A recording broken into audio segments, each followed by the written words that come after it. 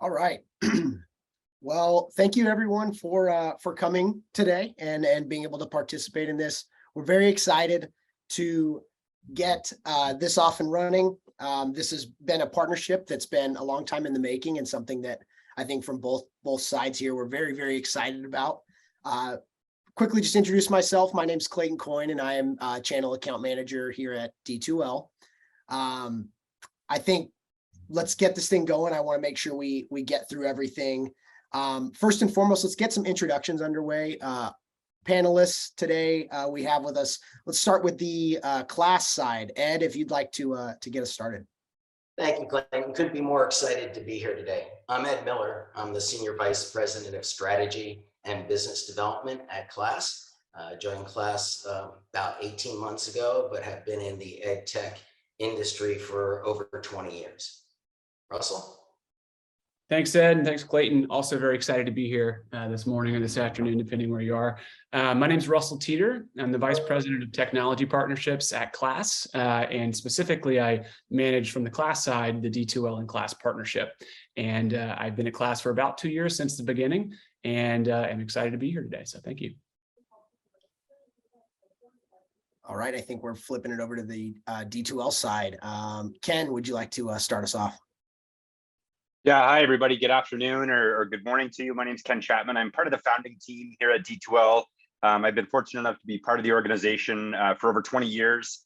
Actually left school in my undergrad to go work on our Brightspace LMS and finished my degree using the LMS. So I've been thinking about what the future of virtual learning looks like for a very long time. O'Neill. Hi everyone, O'Neill Spicer here. Been with D2L for a couple years, been in the ed tech space for about 15. Currently managing channel partners and strategic alliances in North America and Latin America for D2L, and was kind of in on the early days of the partnership with Class. Efren. Good afternoon, good morning everyone. My name is Efren Schwartz. I am a solution partner manager here at D2L. I manage solution partnerships in the EDU side, and more specifically, the relationships with Class. What part of the relationship with Class here at D2L? Great. Well, thank you all for getting those introductions done quickly. Let's jump into this. So I think first and foremost, let's get just a nice level set of who we both are as companies, right? I think Ken, being a founding father, if you will, of D2L, probably the best guy to start us off with a who we are at D2L. Yeah, absolutely. So not everybody knows who D2L is necessarily, but those who do know us really get to immediately feel a sense of how important our mission is to us. We've existed for over 20 years to try to help transform the way the world learns. And to do that, we thought about our learning management system, Brightspace, really differently. You know, we've tried to build a really flexible platform that allows institutions to innovate their online learning offerings, their adult education programs, they're blended, they're hybrid, they're fully online practices. And like Class, we're a little bit unique in how we try to serve learners of all ages.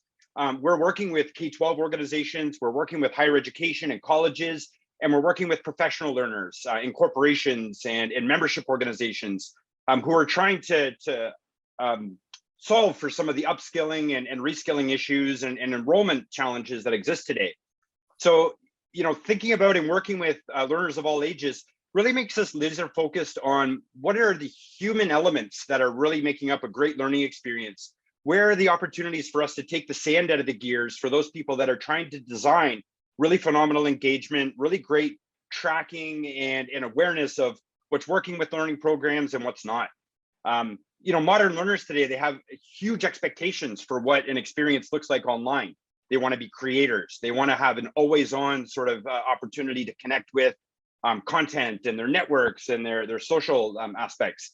So being able to nimbly move between synchronous type delivery, asynchronous and different models and different technologies like Class and Zoom is critical to really deliver on that kind of modern learning experience that people are looking for today. Learners are much more sophisticated consumers than they used to be. Great. Ed, why don't I pass it off to you on for a who Class is? Well, Class was founded about 2 years ago. And while we were born out of the pandemic, we're meeting a need that's been there for quite some time. Our company was founded by Michael Chasin, who, like Kenneth, was an early pioneer in LMS, and our roots were around the asynchronous learning systems. But certainly became obvious to Michael as he watched his own children struggling to learn through Zoom during the pandemic that there was a huge gap. You know, for 20 years, we've been solving the way to deliver course materials primarily asynchronously, but to meet learners where they are, to provide a synchronous learning solution is really the goal of class. And we're very aligned with D2L. We both have a mission about changing how the world learns. And now we have this opportunity to do it together by bringing together the best of asynchronous and synchronous learning so that there's the ability to deliver and meet our learners wherever they are. And like D2L, we serve learners in K-12, higher education, and in the corporate government world. Thank you, Ed. I do quickly want to mention, if you have any questions or anything that you are wanting to know from the panelist side, please feel free to put those questions in the chat. I forgot to mention that at the outset. As we get diving into this a little bit more, a quick kind of time on why we decided to partner together, right? This, again, is a long time coming. We've been working really closely trying to figure out, how we can best suit all of our learners moving forward. O'Neill, Efren, and myself work on a team here at D2L that is really focused towards partnerships and how we can better create a learning environment and experience for the market. And so why don't I hand it off to O'Neill, because as the genesis of this came, he was one of the early people on that, along with Ed. Great, thanks, Clayton. So oddly enough, the impetus for the relationship came from a cold call outreach from Class to D2L from a younger sort of junior corporate sales rep who was trying to sell to D2L to get D2L to use Class for their own sort of professional development. After some initial kind of, odd interactions where the confusion about what the call was about, we eventually got the right folks in the room and started to take a close look at the Class product. And all of us had sort of heard the origin story that Ed just shared with Michael during the pandemic and his kids and frustrations with Zoom, but none of us had really seen the product. And once we started taking a good look at the product and we brought our product leads from Class, and it really became apparent to us that there was kind of a shared vision here and a real focus on improving the learner experience and the teacher experience.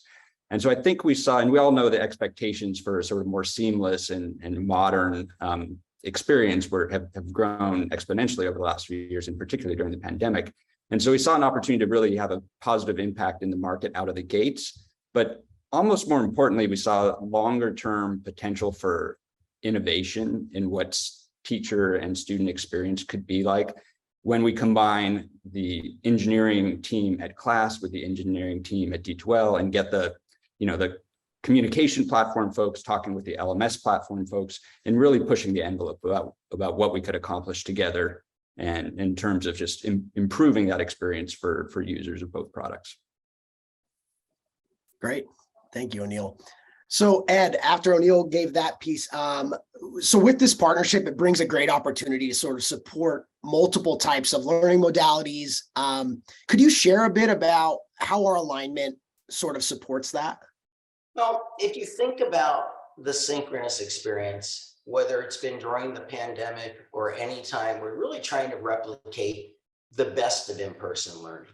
And today, the solutions absent Class really provide an opportunity to do things like this, to have a meeting. But if you think of all the things that are missing, especially from a teacher or instructor's ability to manage the classroom, to easily identify students, to get a sense of who's engaged. It's one thing if you're teaching in a room of 30 students, you can look around and see their faces. When you have several pages of students, you don't know what's going on. So we need tools to help track engagement. We need to be able to easily deploy content rather than just list a URL only to find out students are they've left the environment. They're on Reddit, they're in email, they're on YouTube. And maybe it's because you just haven't had an engaging enough experience that you're providing. It's not necessarily the student's reflection, but it's also an ability to understand more. And then it's really important to facilitate collaborative team-based learning. Zoom has breakout rooms, but it's not something that's easily deployed in a classroom setting and with an easy ability to monitor what's going on in there, facilitate. So all those types of things, and of course, things like the analytics to measure everything from talk time to how many people have been participating, attendance, all those types of things aren't inherently part of a video collaboration tool, but those are the things that Class has worked to bring to the environment. And when we get to the demonstration, I think people will see how successful it's been, especially when paired together with D2L. Because the reality is so much of the content is already been scoped out in the courses in D2L. So the ability to have a seamless space where you can go from launching materials that have been created, moving from an asynchronous experience to a synchronous experience seamlessly, that's what this partnership's delivering on. Excellent. Ken, as Ed mentioned, there's a lot of focus on learner activity and engagement and the data behind that, and being able to, again, utilize that to help the students succeed and help move things forward. Why would you say we're seeing now this higher level of emphasis on learning activity, engagement, and having visibility into that? Where do you see that coming from? Great. I think we all kind of got rocked into this mindset of really taking a critical eye towards quality when we were starting to put instruction online. I mean, when we first got into the pandemic, we were in crisis mode. People were putting cots in a gymnasium, and you don't really critique the furnishings when you're in a situation like that. But over time, we realized we needed to start looking at what this new normal would start to look like as students had greater sophistication in their expectations for what an experience would look like. Maybe more constraints within their personal life where they need to be met where they are. Where sometimes they might require a digital door to a classroom. Sometimes they may not want to do things, in more of a face-to-face setting. But the organizations that are the most successful at really trying to deliver on strong student experience, driving towards outcomes, are those that take more of an engineering kind of mindset, where they look at, what are the outcomes, what are the hypotheses that they have when they go and design the learning experience, and then what is the data actually telling me and the insight that it gives me to build out some continual improvement process. And that might be, how do I better explain the content and the materials that are there, but that also might be, how do I design the interactions in such a way that I'm meeting everybody where they are. And there may be different types of interactions that one individual is going to be more successful with than another.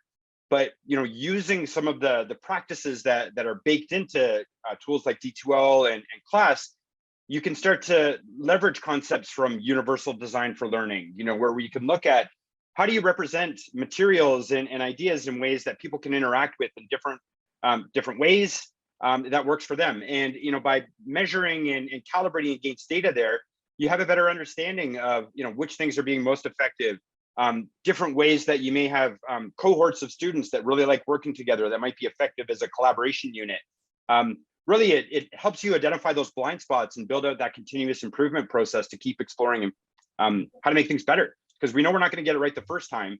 The key is to talk to our students, really understand some of the qualitative aspects, and of course, look on the back end of our tools and our data and understand what that's telling us about how we can move things forward.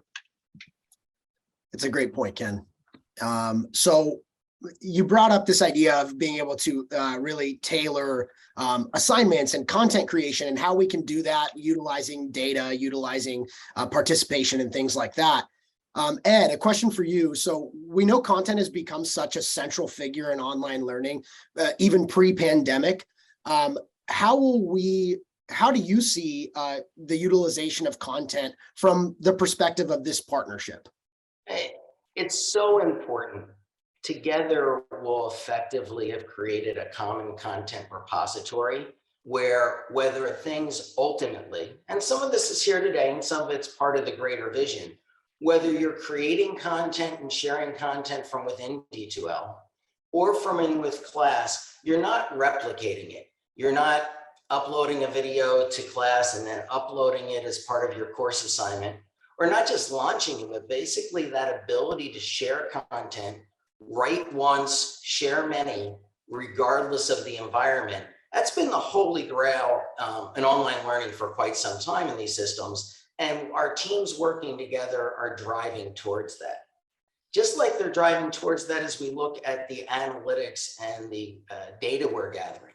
Because today you can analyze the efficacy of the learning experience in D2L, or you might look at the efficacy of an online learning experience, but pairing those together, bringing both the content and the analytics to a single place where we can share it, will give us a 360-degree view of both our content and the interactions with that content. So that's really what the part of the key part of this partnership. Great, thank you. I think we are now actually going to hop into a few quick survey questions. Stephanie, if you're ready, we can bring those up and have everyone answer a few questions. So question one, why are D2L and Class working together? We did just cover this, so this is one of our softball questions to start us off.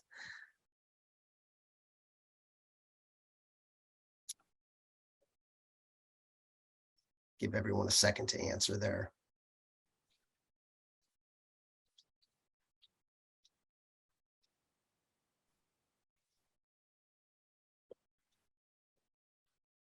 All right, so the question one, the answer is actually all of the above. So again, we kind of covered a lot of this before, but it truly is an all-encompassing thing here. We are talking about how our solutions integrate seamlessly, how we want to innovate and bring something to the market that's not already there, and then offering the asynchronous and synchronous learning. And so with that, I think is really kind of, those are the key tenets of this partnership. So second question, let's get a little more into it. So according to a recent survey, what percentage of students said they would prefer a hybrid learning option post-pandemic? And the questions here, so its answers would be 20 to 30%, 40 to 50%, or 60 to 70%.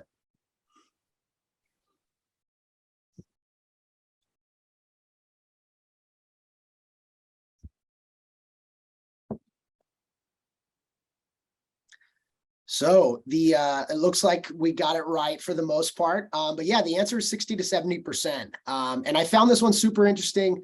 I tend to lean on Ken sometimes for things like this because, again, him, Ed, both have seen this industry change so much. But pre-pandemic, I don't know if we necessarily had this insight at the ready and really understood this quite to this level. But now that I hesitate to say post-pandemic, but now that we are have adapted and we are through it to an extent, Ken, where do you think that this sort of the data comes from? Where do you think the mindset is coming from for this kind of thing? And Ed, you're welcome to follow up as well. Yeah, I mean, this is something we talk about a lot. I run our customer advisory boards here at D2L, and from executives all the way down to faculty and practitioners, the desire for learners to have more choice, more opportunities to have like a hybrid environment is pervasive through all of those groups. You know, I think it comes down to just, you know, we had a taste of being able to better fit the requirements of our day-to-day, whether that be academic or work, better integrate them into our lives, into our capabilities, into the things that really get us motivated. And a hybrid environment provides a lot of advantages to a learner. You know, it can kind of meet them where they are. You know, if they really have the opportunity to take advantage of a social situation, they could do so. You know, when they want to collaborate and work on a piece of content or a video, as Ed was talking about, they can do so. But having some consistency and some backbone in an environment that's going to flow through into an online space, I can go and look at that same resource later. I can explore it from a different perspective. I can interact with a different group of people potentially. I can search for a resource that came up in a face-to-face sort of environment and utilize it after the fact. So it gives me lots of different ways to support different learners from different backgrounds, from different cultures, everything. I think that's a real key to a modern learner today, is expecting to be a creator and active participant, and they're not going to do that by clicking next, getting the checkbox and moving on.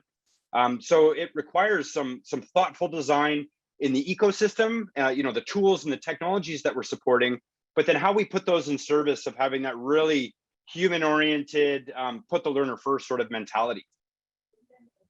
I think that's absolutely right. I think that it's very easy to get locked in our belief system, and pre-pandemic, it was easy to believe that you needed to be in person to have a great synchronous learning experience.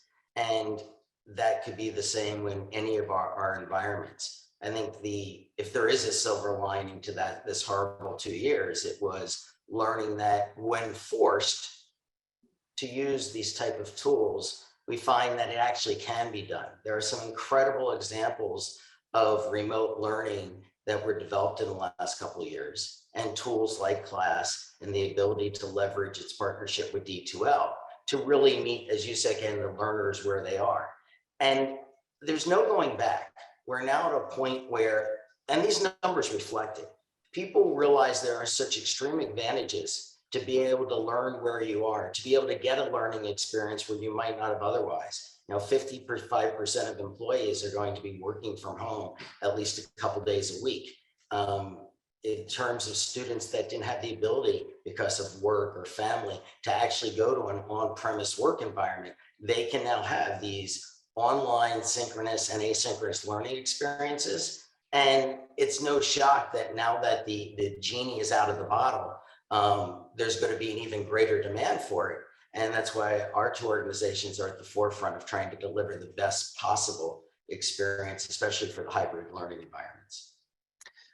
So on the note of those hybrid learning environments, one of the questions from Alex Beach was, how much does product development take into consideration connectivity challenges? Specifically, a locale that has a weak connectivity may not experience an optimal UE if there's too much content to load. Either Ed, Ken, anyone's welcome to. Ken jump in. Right.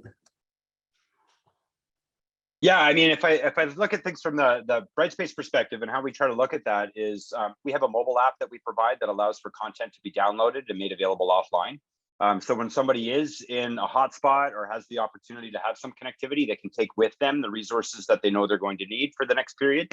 Another capability that we added recently was just seeing the immense amount of proliferation of video within the LMS itself. And as Ed was saying, sometimes it's duplicated and uploaded many times. We've built in some media management capabilities core to our Brightspace LMS. So when you upload a video, we're going to transcode it. We're going to make sure that it's going to stream effectively according to the bit rate, according to the connection that the individual has. That doesn't solve for when they're completely out of connectivity, but it does give them a little bit of an adaptive way. So they, when they're in high quality signal, they get their HD video. When they're not, they're still able to serve up the resource. They can still utilize that to the best of their ability. But again, it's a design consideration to take when we look at how do we support the diversity of the learners that we have in place. We don't want to be putting a bunch of 4K things in front of them when we know we have people that may struggle. We don't want to create those inequalities. And at the same time, it's even more critical, of course, when you're talking about the synchronous learning environment. And it's really why fundamentally, when we started and Michael started building out Class, the real epiphany moment was putting together the need he saw, along with this awareness of the Zoom SDK and building on top of Zoom. It is very, very challenging to build a sort of video conferencing backend that will deliver and meet the needs around the world.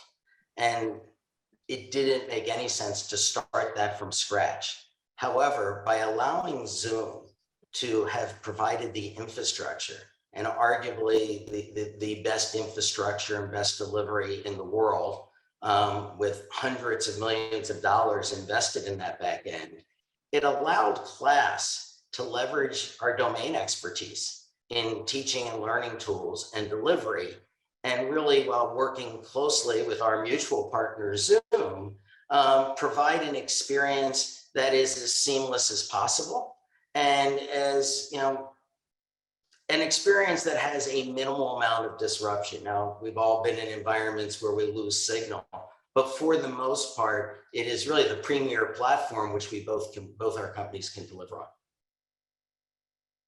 Excellent.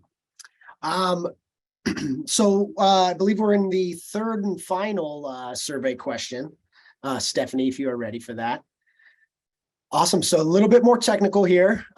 This will be a good one to end us on and lead into our next segment. How do our two solutions currently integrate together?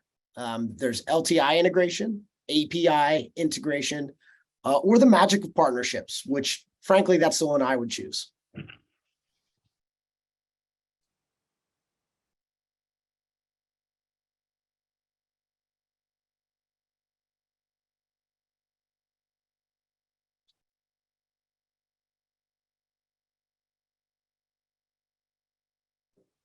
Awesome. So as we see here, Magic of Partnerships did have a nice little push there. I do like seeing that.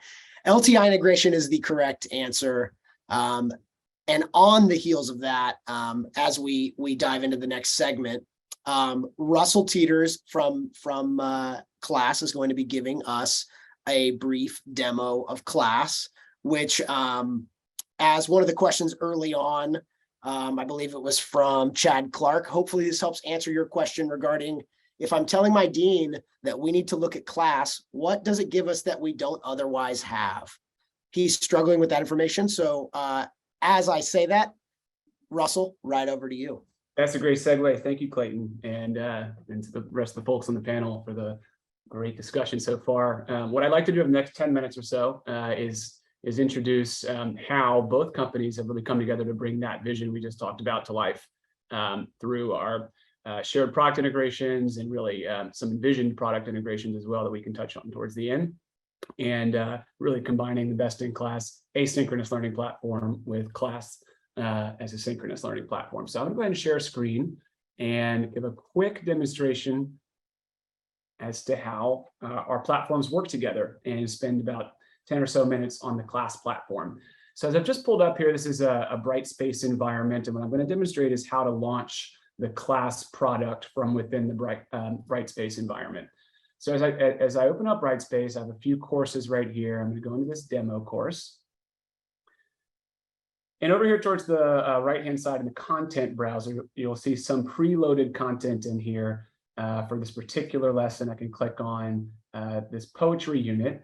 And I can have some of my lesson plan in here, my course material, but right here at the top through the last quiz or trivia question we just had, how are we integrated? It's through LTI. And this is our LTI integration right here. If I were to click on Class, it's going to bring me to a specific page where you can launch your synchronous learning platform Class from within your Brightspace environment, bringing that vision together of combining asynchronous and synchronous learning platforms. So if I were to click this button, what's going to happen is the Class environment, the Class product will open directly from Brightspace.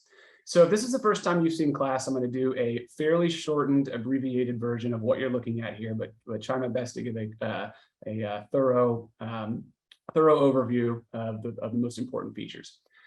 So if you've used Zoom before, you'll notice that much of the UI you're familiar with in Zoom, you'll immediately see in the Class environment. Some of this panel towards the bottom is very familiar, but some key differences that we've done in designing and customizing the classroom environment.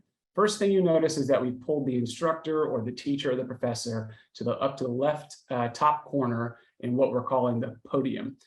This is solving for, of course, in a gallery view with a large class and a typical video conferencing platform like Zoom, where you might lose the instructor or who to focus on. As a teacher, or excuse me, as a student, I might not know where to focus my eyes and get a little distracted. So we pulled the instructor towards the podium here, pulling them out from the gallery view. There's a handful of customizations that I'm going to quickly show that you can do to design the classroom environment. If I go up here towards seating chart, you'll notice I can do a few quick sorts. I can sort this entire classroom by alphabetical last name with one click. I can sort by who has had their hand up the longest by hand raised, and I can see that Jordan has had her hand up the longest. Call on her. And you can also sort by participation. Participation is a very new and interesting feature that we've developed where each student now has a red, yellow, or green bar next to their name. And what that's signifying is the amount of engagement that that student or learner has had during this live class session, measuring things like open mic time, the amount of times they've engaged or given feedback to the instructor, giving a red, yellow, green that's meant to be helpful for the professor or teacher or instructor to see how overall engaging their class is. That's not a view that's viewable by all students. These color codes are only viewable by the person leading the session. So just a couple of things that you can do to customize the classroom environment. There's a concept we've created called front of room, and I currently have front of room off. But what I could do is turn on the front of room for, say, assistants and certain roles that I have in this particular live class session. I could pull my assistants to the front, or I could do something like presenters for a particular lesson or class where these three were presenting on a particular topic, and I can pull them to the top. It's kind of out of the gallery view that helps the rest of the students know where to focus and keep the attention on those that are presenting. So just a quick crash course in some of the customizations you can do now in class as we're built on top of Zoom, and the differences that we now have from a typical Zoom environment. So the next thing I wanted to talk about were the instructor or teacher tools that we've created inside of the class environment that allow the professor or teacher to launch content or deploy content directly from within this live class. So if I were to go ahead and click on Teaching Tools, which is only visible to the person leading the class, you'll notice on this left-hand panel, there's a lot of LMS-like functionality here to where you can push content out to each individual student or the entire class during the live session. So I can do a quick poll, just as we've done here in this webinar, and I can click on Learning Management System and actually launch directly into the Brightspace environment and push that as this loads right here. If I launch that, this tab has just come across the top here, almost like a Google Chrome browser, and this is now pushed to the entire classroom live. This is not a screen share. This is actually going to be a scrollable window in a native iframe that's actually controlled by the student's scroll, and they can actually engage with it and access their Brightspace course material directly from within class. So that's sort of that two-way back and forth, where you can launch class from Brightspace, you can get into Brightspace from class and have that sign-on happen automatically. So that's one thing about deploying content and the launching of content. Same concept's going to apply if you wanted to push out a web browser or a web page to this particular class. If I clicked on Browse the Web, as the instructor here, this window would appear, and I can click on which website I want to launch. This, for example, if I wanted to just go to google.com, same concept up here. Along this top browser, these tabs appear and push Google to the entire class, and it can allow students to engage with whichever website you pushed it onto the screen there.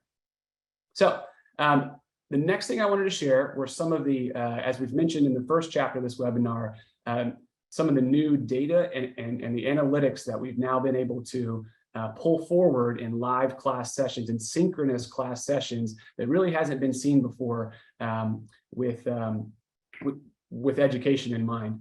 So we've built a class dashboard, which you can navigate to right through here.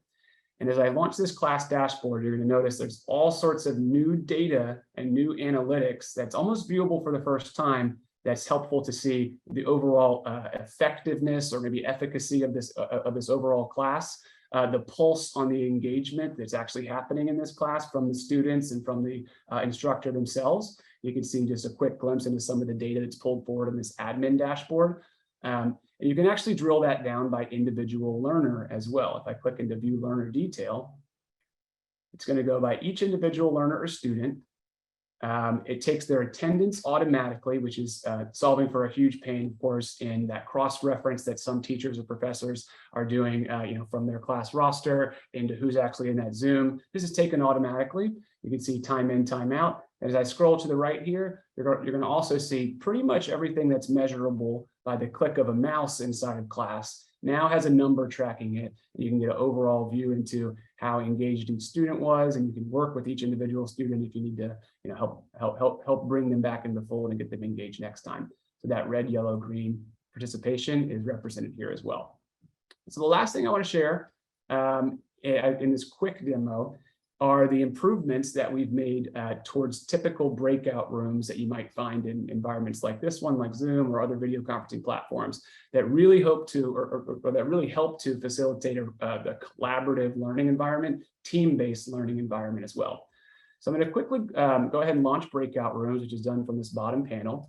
And when I do that, it's going to be a window appear right here to where I can select how many breakout rooms I want to launch, 6 to 7 learners per room, and I'm going to go ahead and create. Some of the things you can do before they launch is you can move students from one breakout room to another. You can name each breakout room, whichever particular assignment they may be working on, pair some of your stronger students with some of your newer students. And you can do all that from this panel. If I were to click open all rooms, and as these breakout rooms open, I've now got visibility as the instructor into what's happening within each individual breakout room. And I've got actual camera visibility into the content that's being shared. So on this left-hand panel right here, you're going to see who's in each breakout room, some icons signifying what sort of actions are being taken or who's speaking in that breakout room. Example, Michael Walker is speaking in this breakout room.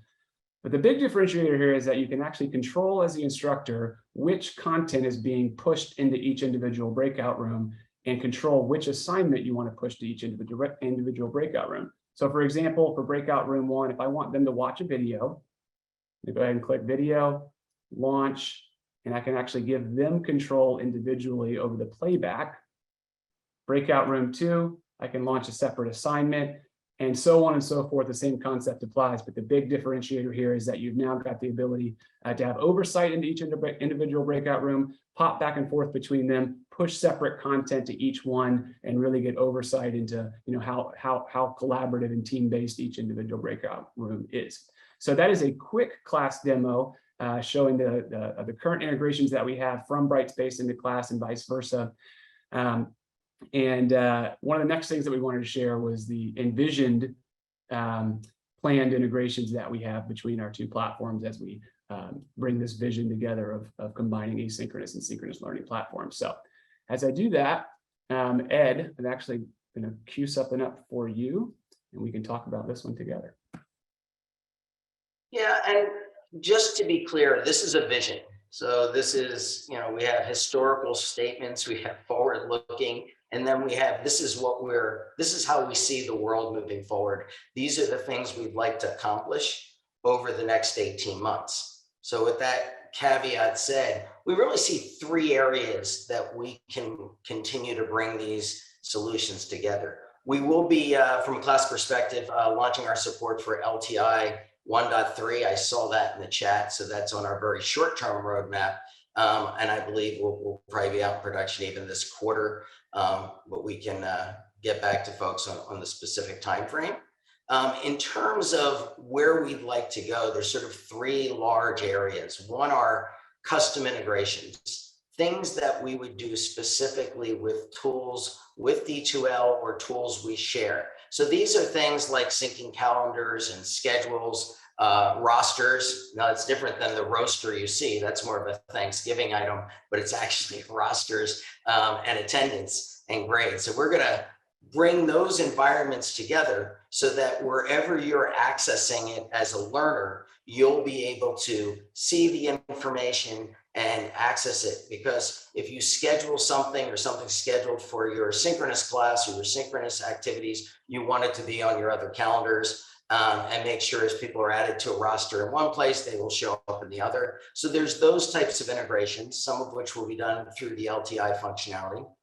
And then there's embedded tools. The ability, we saw in the demo, the ability to launch videos or launch a web page or provide other shared content experiences, assessments. Sort of the holy grail of that would be to plug in the Brightspace items right to that menu structure. So in a, if you want to launch an assessment, it may be an assessment that you've created on launching in class, but it would also be something that you're just reaching out to your D2L environment, your Brightspace environment. Those are the sort of things that are a second phase of our engineering teams working together. And then finally, and we alluded this earlier, both of the solutions are gathering information for analytics. And we really want to provide a way to bring those together. And most importantly, a common dashboard experience and an ability to look at that information holistically and understand how learners are doing and even how instructors are doing in both their, with their asynchronous and synchronous environments. So high level overview of the sort of vision we're looking at. Excellent. Thank you very much, Ed. So moving forward, I think with the little bit of time that we have left, we have a few questions I think would be good to answer, and I'll open this up for all of the panelists. But the first one that I think is a great question, and I think it's an industry question. It's something that in our times that we're living in today is a very important question. Is an attendee asked that they're curious to hear from either company regarding letting the genie out of the bottle. Online learning synchronously and asynchronously is great, but how are we addressing screen fatigue and its impact on student engagement and learning? Yeah, I can start there from the D2L side. I think one of the things we think about really carefully when we're designing our platform and we're designing the tools that content and experiences that end up in front of learners, we think about the cognitive load that we're putting in front of the student. And where you can create consistency in how they access information and where they know to go and look for it. And not just consistency within a course, but consistency within a program of study or within an institution. It allows learners to use some of that muscle memory, and they can be thinking more about their concepts they need to do, their expectations of them, and less about where do I find that link and where these resources located over here versus over there. Similarly, with the content that people create within Brightspace, we provide for templates that are mobile friendly, that are accessible right out of the gate. So again, there's very consistent ways where if you're trying to introduce a new concept or a set of objectives, I can scan those visually. I know what they're going to look like, what the shape of those might be, and reduce some of that cognitive load for the learner where they just understand some of those expectations up front. It's going to work good on my phone. I'm not pinching and zooming and driving myself nuts and going forward that way. The other aspect that we can support some of that screen fatigue is to invite students to be more creative. They don't have to necessarily sit in front of the screen and do everything. They're used to recording a TikTok video of themselves, doing a dance, exhibiting something they're capable of. The design of learning activities can go a long way in breaking people away from that deep connection into their screen and webcam and get them out into more authentic ways to demonstrate their skills, bring in things that they care about and have some energy for. Excellent. Yeah, and I think, again, the collaboration aspect and what Class offers, and even what Brightspace and D2L are able to offer, given the ability to have such an interactive and sort of community-based learning environment, I think that also helps avoid screen fatigue in a way because you are in such a different immersive environment. But that's a great question, and we appreciate it. A lot of it is about your course design and using things like breakout rooms. If all one does is use Class or Zoom to basically broadcast a single learning experience, then we haven't leveraged the technology any more than an asynchronous environment where you hit play. So it is always, and this is where our teachers and instructors bring value to the world in their interaction and the richness of how they deliver these learning experiences. We're giving them the tools and the platform, but at the end of the day, it's the delivery and the course creation that means everything, and the efficacy of learning. A question I saw that was someone asked about different service levels, asking about those that might have questions about the tracking and analytics. And the answer to that is absolutely. We've configured and built Class where most of the functionality can be turned on and off. So if you're an organization that for whatever reason doesn't want to track analytics or doesn't want to have some of those features, they can be turned on or off. And that goes throughout the product with a lot of the functionality and others that Russell demonstrated. Excellent. Well, we are at time. Other questions in here, we will make sure to get answered if there are ones that we did not answer yet. Class folks, there's some more specific ones that I think would be good to follow up on, as well as a couple for us. So I think overall, I just want to say thank you for everyone for attending. Thank you to the panelists for taking time I want to reiterate, we are very excited about where this partnership is headed. We see a path forward that looks very promising and something that I think all of us are in the same boat, that we are here to try to advance learning forward and to again make learning more accessible and available for everyone, and do it in a way that's personalized. So yeah, with that, I would say thank you all for taking the time, and have a good rest of your week. We're getting to the end of the week here. Thanks, everyone. Thanks, guys.